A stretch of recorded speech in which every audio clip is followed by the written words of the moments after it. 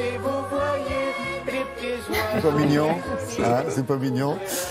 Pourquoi parler jardin avec Natacha? Parce que c'est la fête de la nature tout ce week-end, on est d'accord? Parce qu'il y a la fête des voisins ce soir, on le sait, mais c'est la fête de la nature. Et que jusqu'à dimanche, il y a certains jardins de particuliers qui seront ouverts. Mais attention, des jardins qui sont labellisés, on est bien d'accord?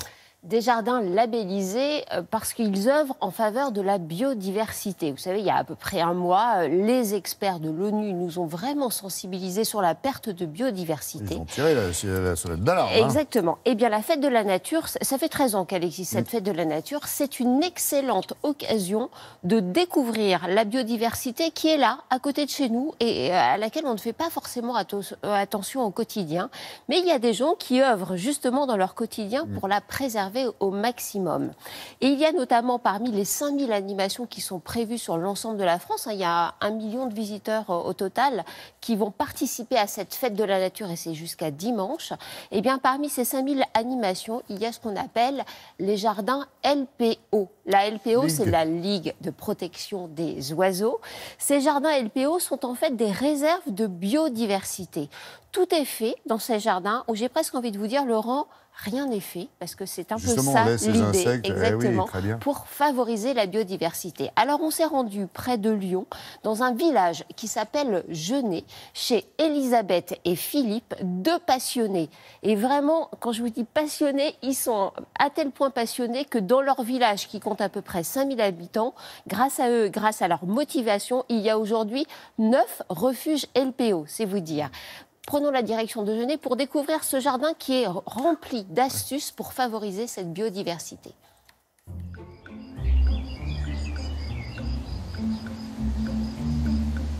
On ouvre le jardin pour la fête de la nature depuis 7 ans maintenant. Et c'est vrai que la motivation, c'est de montrer aux gens ce qu'on peut faire dans son quotidien, à son niveau, dans son jardin. Ce qui est marquant quand on arrive dans le jardin d'Elisabeth et Pierre, c'est cette profusion de végétation. La première chose qu'on préconise dans un jardin refuge, c'est d'améliorer ou de favoriser les strates végétales.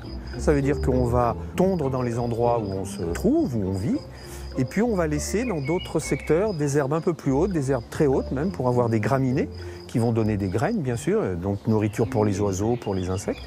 Et puis on va avoir des zones de buissons et puis bien sûr d'arbres.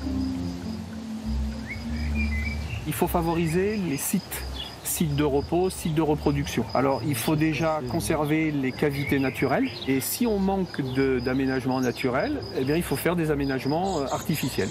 Donc on fait des nichoirs à oiseaux qui sont les plus connus, mais on peut faire des gîtes à insectes, des gîtes à chiroptères, donc à chauves-souris.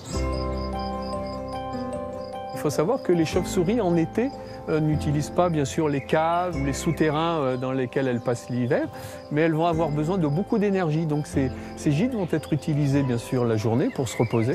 Et il faut qu'ils soient en plein soleil, parce que cette énergie est nécessaire à élever les jeunes. Immédiatement, on se rend compte que ce jardin est très habité. Pas besoin de tendre l'oreille pour entendre le chant des oiseaux.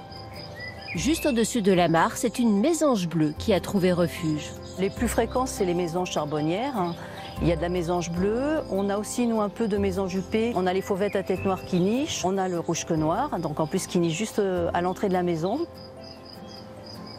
Alors il y a une chose aussi qui est hyper pratique pour les invertébrés et même pour les hérissons, ce sont ces meules de foin. Et une année à côté, on a eu carrément une famille de hérissons qui s'est installée dans une meule bien sûr un peu plus importante. Sur notre pommier, on n'a pas de pucerons, ou très peu. Alors, il n'y a pas de traitement, bien sûr, pas de traitement chimique. Par contre, on peut créer ce gîte à perce-oreille.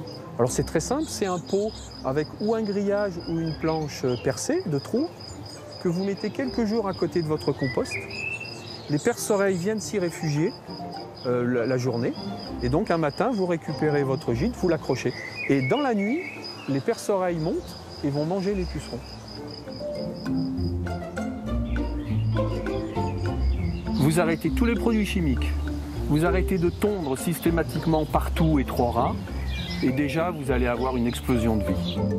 C'est important, c'est laisser de la place à la nature. Je ne vous jette pas la pierre, Pierre. Oui, je suis désolée, j'ai appelé Philippe Pierre, c'est vraiment pas bien.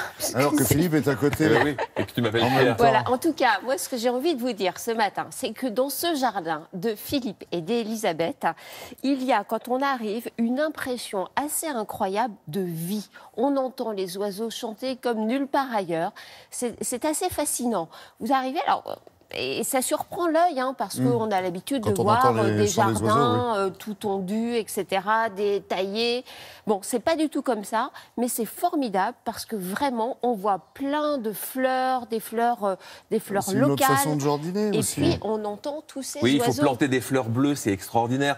Ne pas tondre tout son gazon, Voilà, laisser le exactement. transformer en prairie fleurie, il y a plein de choses à faire. Exactement. Puis c'est Non, beau. mais je crois Donc qu'on a voilà, été plein sensibilisés. d'astuces vraiment très pratiques. Les petites infos, Laurent, sur Ouais. la fête de la nature. Vous pouvez trouver toutes les manifestations qui peuvent avoir